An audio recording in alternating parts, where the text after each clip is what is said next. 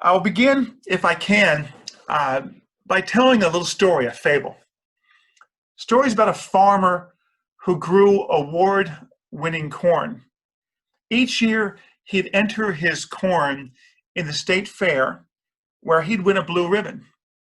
One year, a reporter questioned the farmer and learned some really interesting things about the way in which he grew his corn.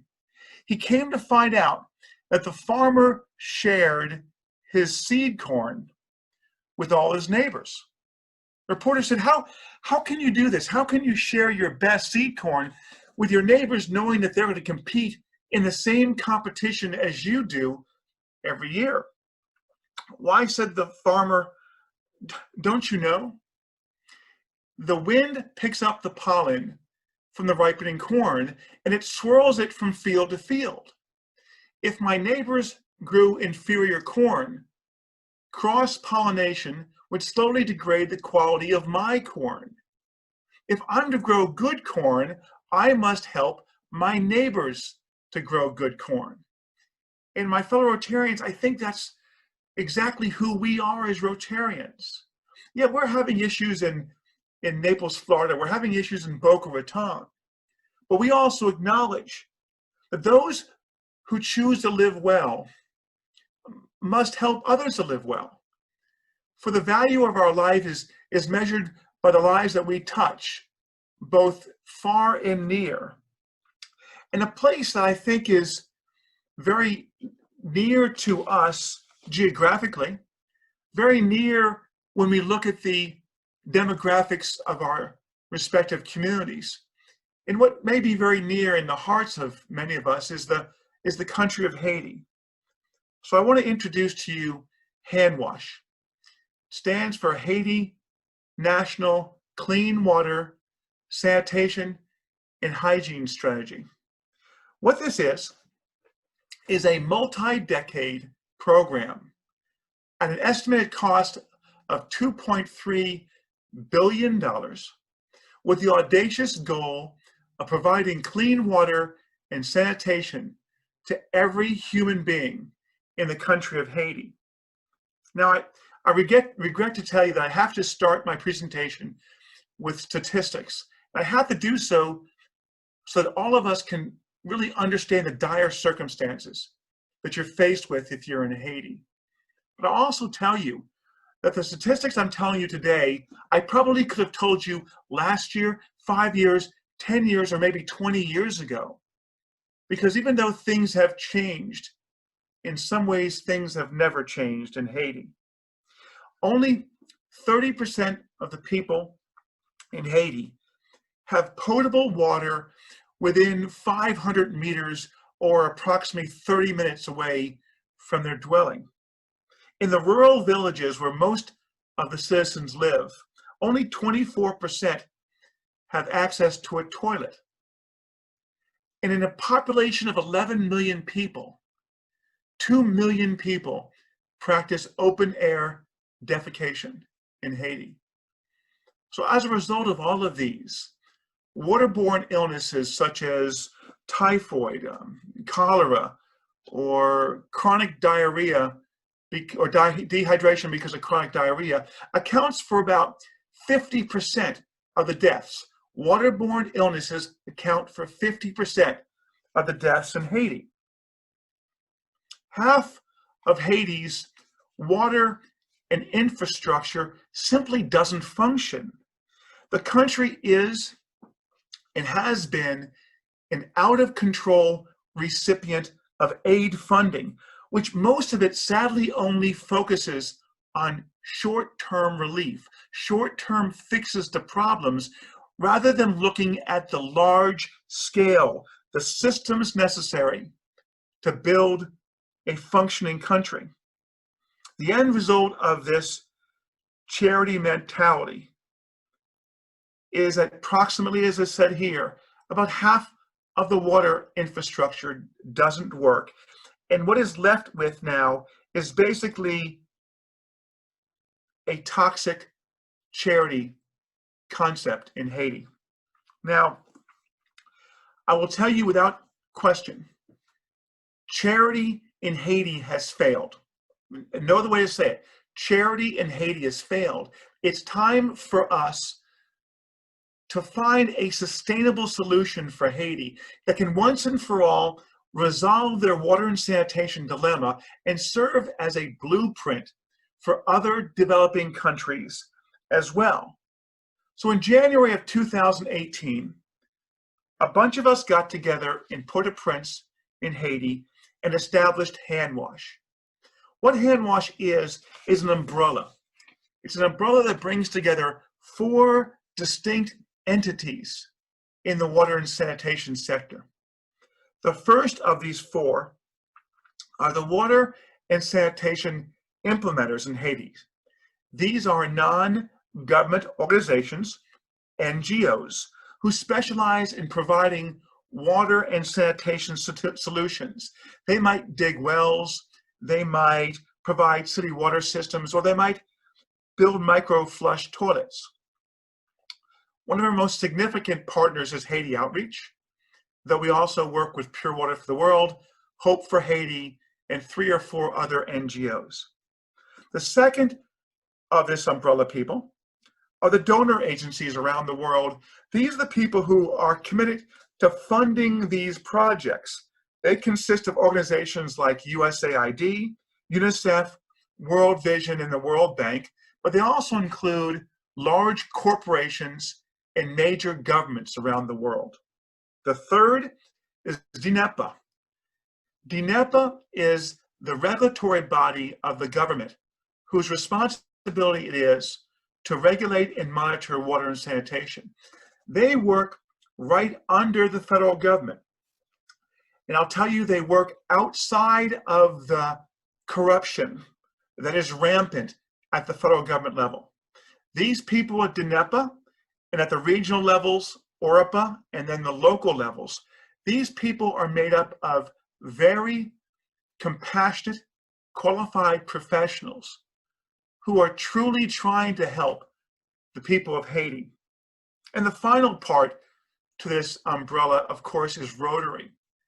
And Rotary works through District 7020, which is a district that encompasses Haiti, but it also works with the Rotary Foundation, Rotary International, as well as champion districts from around the world who are embracing and adopting communes. HANWASH is the organization that is going to bring the players from around the world together to do what many people have believed is impossible: provide fresh water to the entire country. Now, often when I'm in a presentation like this and I'm live, I normally ask the folks in the audience, well, tell me what you think now. And the major thing I hear from them is, okay, John, why you? Why Rotary? Why do you think you can do what others have tried for decades and have been unable to do? And I'll tell you, it is because of the thoughtfully managed way in which we are developing this process. It begins with our systematic, technically driven approach to gathering data through community assessments, creating local, socially driven solutions that result in a community action plan. Lots of words, but let me bear it down to nuts and bolts. Let's first talk about gathering data. What we do is we have on-the-ground operatives. They might be Rotarians in one of the 24 clubs in Haiti. It might be Rotaractors or one of those trusted NGOs. These volunteers walk through the community with a cell phone. On the cell phone is an app called mWater. What they do is they walk up to a water source. It might be a pump, it might be a kiosk or a fountain, or maybe even a running stream. They press a button in mWater, and then through satellite imagery, GPS tracking, it records the exact coordinates of where they are. They then test the site. Does the pump work? If it does, they put a button and it says functional. They then test the water and to see if it's clean or if it's poison from E. coli. So now the green little arrows, little green little circles means functional and potable, yellow means broken, and red means not potable. We are doing this throughout the entire country of Haiti. We have at this point in time mapped out 40% of the country.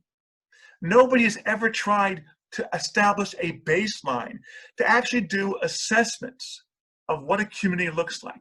So now we have the data of what this one community might look like. We then create socially driven solutions. Now here I am in January of this year, meeting with the mayor of Cavaillon. I happen to be giving him one of our Barry Rassin theme ties. And behind me in that picture is a map of exactly of the town of Cavaillon, showing the mayor all of the sites of where water sources are. We then work with him and say, here is the data. What are you going to do, Mr. Mayor, to provide water for your community? You see, we'll do the assessment. We'll do the engineering study. Well, quite frankly, we'll drill the wells. We'll do all the work. But basically, they're the ones who are calling the shots. They're the ones who drive this, not us. Because we know if we don't get them engaged, it can't go from there. Each commune, and there's 144 communes, each commune, we provide a hand wash ambassador. In a Cavaillon, it happens to be Robert Leger, a past district governor from Haiti, who lives outside the community. The ambassador meets with the commune mayor and the town officials, and they develop a community action plan. Finally, we assure that the commune is going to embody the core values of HANWASH. The core values are sustainability, transparency, accountability, and a thoughtfully managed pay-for-service water system. And that's right, we are not providing water for free. If a community member wants water, they must pay for it. This is monumental, and no one has ever done this in Haiti before. But again, if we understand, if we want sustainability, we need both social and financial buy-in by both the community and its residents. And then we establish a professional operator. In this case, in Cavaillon, it's a local bank. The local bank collects the funds from the residents. They use a portion of it and they go and they give it to the regulatory body, DNEPA, so that DNEPA can do what it does best, which is supposed to regulate the water system. The rest they hold in an account, which they can use for the future for water system upgrades and repairs. Does this sound difficult to you? Well, I'll tell you that this is the easy part. So far, what we've done here, the raising the $2.3 billion, the water systems, that's all the easy part. The hard part here is changing the culture of Haiti. And the culture needs to be changed in 3 different groups. The first group to change culture is the people themselves, to understand that they have to go from a charity mentality to a mentality of they're going to pay for the services they receive. The second cultural change is the government. We need the government to understand that when we leave, it's them who are in charge. They must take it from here, that we're not going to run the country, they are, both at a regional, national, and a local level. And the last cultural change, and probably the hardest one to do, is to change the mindset of the NGOs, the non-government organizations that proliferate the countryside. Now in 2010, before the earthquake, there were 4,000 NGOs in the country of Haiti. Right now, there are 22,000 NGOs. operating the country, each of them trying to carve out a little piece of Haiti, but very few of them taking on a mindset of what is best for the entire country. Now, I love and hate this photograph. It was taken in January when I was in Haiti, and it was right outside of a school that the Lakai Rotary Club had just put in new benches and new desks for the school. They showed us this pump asking us to fix it. It was put in about 3 years ago, and it's broken, doesn't work. On the platform is a lawnmower that doesn't work. And what's crazy about it is if you look north of the pump, that white and blue building, that's a water kiosk. That's connected to the water system in the community that doesn't work. So rather than put money into fixing the system that's already there, some NGO, and it may have been a church group, it may have been a Rotary Club for all I know, spent $20,000 and put in this well that doesn't work either. And this happens every single week in every single community in the country. We need to get this problem stopped. We need to stop relief, and we need to start thinking about sustainability. We need to do a national program, and quite frankly, Haiti needs HANWASH to do this because nobody else is going to do it. So I need you, my friends. And let me tell you how you can help. Currently, you can help by supporting one of our global grants. We consistently have one open. Right now, we have a $348,000 grant that will go in and be signed and in effect before June 30th, so it counts on this Rotary year.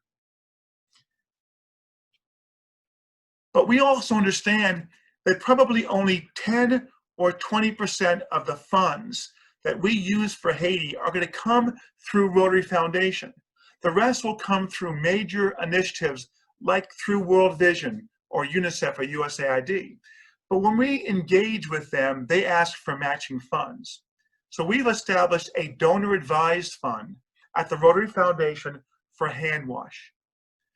Funds that go in that HANWASH donor-advised funds are then used to match with other large NGOs. You can sponsor well if you wish, about $20,000. And though I want your money, and someone like Steve Lane, who knows me very well, knows that I am never shy about asking for money. I do it well. It's probably what I do best. But there is something I want from you more than your money. What I need from you is your advocacy. I know who you are. You are people of influence. You know people in your community, and you know people around the world who are involved with water and sanitation projects in the country of Haiti. It might be your church or a religious institution. It might be an NGO, or it might be just some wealthy Haitian who's in your community. I need them to be part of HANWASH. For us to develop a national program, we need to get all those 22,000 NGOs on the same page to do a collective effort. HANWASH does not compete with them. HANWASH will fund them, will give them the expertise. All we ask is that they live up to the core values that HANWASH believes in. I'll offer some final thoughts here. You saw the photo of me in January meeting with the mayor. The mayor was proud to report to us back then that in the first bill they sent out to the residents of Cavaillon, 33% of the people paid their water bill. 2 months later, we're at 60%. The culture is changing. These residents of Cavaillon who never received a water bill before are paying it. The cost for them to get our water is about 10% of what they pay for water on the street by bottles. We also, while we were in Cavaillon or in Haiti, we met with some large NGOs. One of the NGOs we met with was the World Bank. It was very interesting because the Director General of the World Bank didn't know who Rotary was. He had never even heard of Rotary. And he was wondering who we were. And he asked the question, well, how long is your project going to go on? You see, he thought that we were one of those 22,000 NGOs who comes in with a little bit of money, does a project like that water pump that's broken, and walks away. We explained to them who Rotary is, and that we don't do projects, we do programs. And our program will be done when every single human being in the country of Haiti has access to potable water. And we have a track record of doing that. Some 35 years ago, some crazy Rotarians in the Philippines said, we want to make sure that the Philippines is polio free. And now 35 years later and billions of dollars spent, we're still at it. And we're not going to be done with this program until we're done. We left the World Bank's office only to be called back for about 5 hours prior to our flight. And the director of World Bank offered us a grant for $2.5 million on the spot. Now, I'm telling you, it's a lot of money, right? 2.5 million bucks, a lot of money.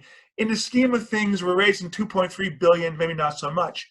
But what it was for us was he got it.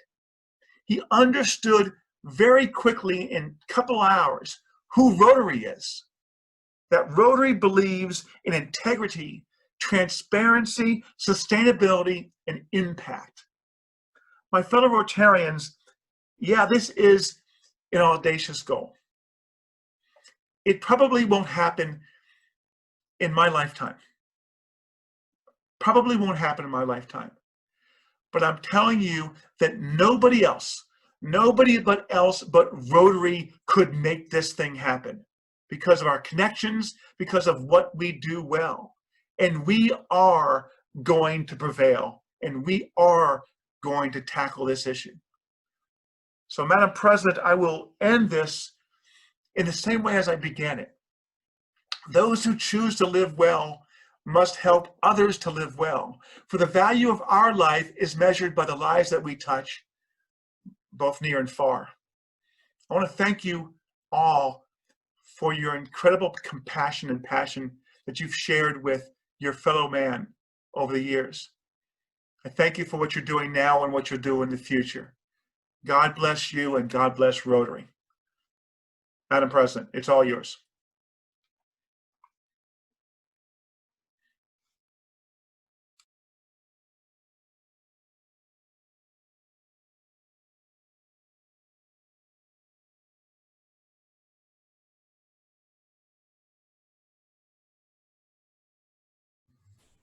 Susan, you done mute? We can't hear you. Sorry, I didn't unmute myself. I'm telling everyone to unmute themselves, and I didn't unmute myself. Thank you, John. That was wonderful and so apropos with saying that, you know, Haiti is our neighbor. And I've often thought, you know, we reach out, but reaching out, we don't have to reach very far from the United States to get to a place where potable water is an issue. And being on the base issue, if we have clean water and you have your access to water, then there's access to farming and there's access to money.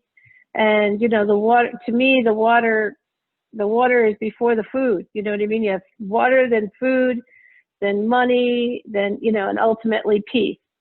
And helping people to, like you said, to get that mindset out of Haiti of charity and more self-sustaining, that's very important.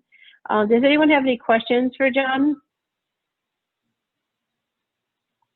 Julius, real quickly. Not really a question, but comments. I've always seen doing projects in Haiti as really just throwing money down a dark well, because the politics of Haiti, I've always personally seen and thought of as corrupt as all hell. And any good you try to do gets sucked up by the corrupt politicians of whatever area you're trying to help. But it sounds like what you're doing here, you guys are fully aware of the corruptness of what goes on there, and you're trying to do something. I mean, it sounds like you're trying to do something in spite of the corruptness, and as long as you can make it I don't know, sustainable, for lack of a better word, that does change the mindset of I don't know, just the Haitian people. What can I get for nothing? I know they don't all think like that way. Don't get me like that, but I've always been reluctant to agree with any projects with Haiti just because of the corruptness of everything that's there. But it does sound like you're trying to mitigate that, so good for you. We really are. We understand the obstacles. We understand the obstacles of weather, of corruption, of COVID-19, of whatever we got, and it's part of our mindset. We're empowering the people from the ground up. And my view is, and Sue mentioned it really well, I mean, water brings peace. Water also brings strength. When you have an empowered people, you can overthrow a corrupt government. Right now, the government controls the people, and the people are wonderful in the country of Haiti. They need us, they need help, but they don't need to be just given something. They need to be given an opportunity and given infrastructure and structure. So we're going to change things from the ground up. And I'm telling you, Lee, I'm not done until I'm done with this thing. So we'll get it done. I hope it's successful. Yeah. I think that if, you know, we have Haiti as an example, but I think if you go to any of these countries that are extremely poor, developing, you know, not even developing, you know, but very poor nations that have water issues, they tend to it's almost like a baseline. They have a water issue, they almost always have a corrupt government also. So solving this issue first, it will empower the people. I think Julius has a comment or a question. Question from me, John Julius Jackson here. Are you also aligned with the benefits of the BUILD Act, which is for developing countries, that allows for sustainable activities to support the water project? I am not familiar with that, Julius. Okay, I'll be happy to speak with you offline. The bottom line is that it's a phenomenal program. It can be replicated in the area where I spend a lot of time in sub-Saharan Africa. And there's $60 billion that was allocated by our government for developing countries, but it has to go into things that are sustainable, and simply profits can go into what your project is and things like that. See, I can connect with you through DACDB. I'll find you and I'm gonna email you. And this is what I was talking about advocacy. As much as I want your money, I want someone like Julius to tell me what I need to do. So thank you. We're gonna connect.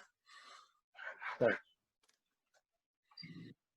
Yeah, it was actually kind of awesome that you came to us today, Julius, isn't it? Isn't that how these two men can connect on this topic, and really something fabulous could happen from this? Pardon? It is fantastic what John is doing, and it can be replicated. Very nice. Anyone else have anything to? Oh, maybe John, you could tell us exactly where you want the money to go, because I don't think we're going to do that thing where we go around to everybody and ask them for money. They know if they've been inspired today. Where can we go to give that money, including the $500 I owe you? I'll send you a link tomorrow to where you can do either to the matching grant that the global grant we're working on now, or to the HANWASH donor advice fund. I'll send it to you tomorrow.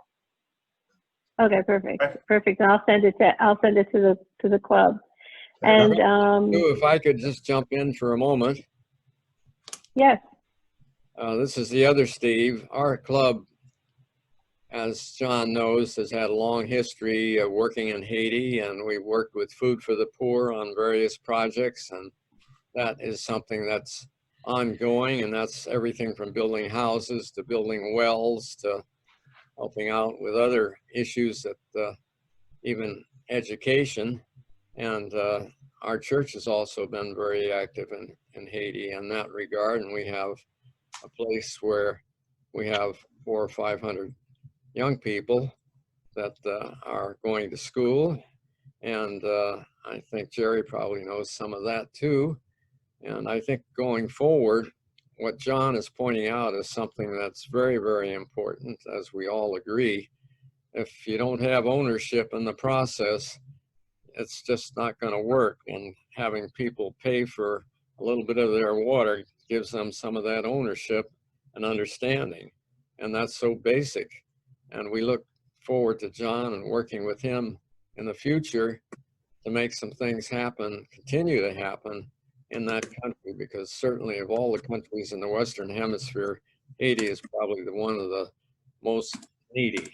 And John, we want to thank you for all you're doing and continuing to do to make it happen in Haiti. And we certainly want to be a part of that process. Thank you so much. Thank you, Steve. I still continue to act with, act with integrity, serve with love, and work for peace. Isn't that what we're about? Amen. Very nice. Excuse me, John, for global grants, does our club have to put any paperwork in to participate in the global Now, grant? since I have a global grant number, all you have to do is make a contribution to the Rotary Foundation and earmark it for that global grant. So I'll send you that form tomorrow, already partially filled out with the global grant number. Okay. And that can be done in before the end of the year, because Jerry, after June 30th, the foundation has changed where cash contributions are no longer matched by the Rotary Foundation. And so only district designated funds are going to be matched. So between now and June 30th, we need to get the money in so that at least it's matched 50 cents on a dollar like it's being done. The foundation's run out of money in global grants. So let's take advantage of it now in the next 15 days before they take it away from us. Wow. So my $500 is $750 for you? It will be, yep. Perfect. And my $500 to you is $750.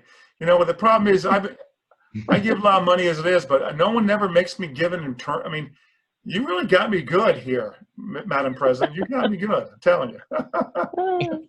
It was funny, actually. It was funny.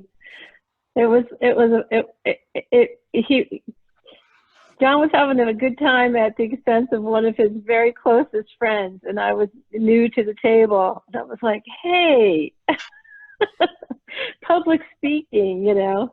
And so we made a little wager at the table, and this is the end of it. Now it's what is that? $750. That's $1,500 and $750. What is that? $2,250. I mean, $1,500 total. $1,500 total between the two of us. $1,500. Yeah. Just yours and mine. Just yours and mine. But we have Steve Lane now too. There we go. See, it was worth my while. And just talking to Julius, you might have a couple $1 billion. That'd be great. How do you ask a question? Sorry, go ahead. Sue, this is Joseph. Can you hear me? Mm-hmm. Yes. Yes. Hey, John, I apologize, everyone. I got in a little bit late. I just wanted to ask, was your presentation covering the project that then International President Barry Rassin set forth in the water project? Yes. This is when we met Joseph in January. Our first meeting was with Barry, and this is the project that he started. He envisioned, and last year I served as his aide for 3 years, and so he and I worked together in Haiti in a disaster. We worked together on this, and so now he is the chairman of our board of this program. Oh, okay. So it's exactly right. Well, it's been a pleasure. Does anyone else have any questions? So I have one last thing, John. If there's a way that we can share some ideas, but we want to do it one-on-one, is there a way we can reach out to you? You can start by an email, Joseph, and if you can see my name written there. And the easiest way to get me is john.smarge@rotary.org.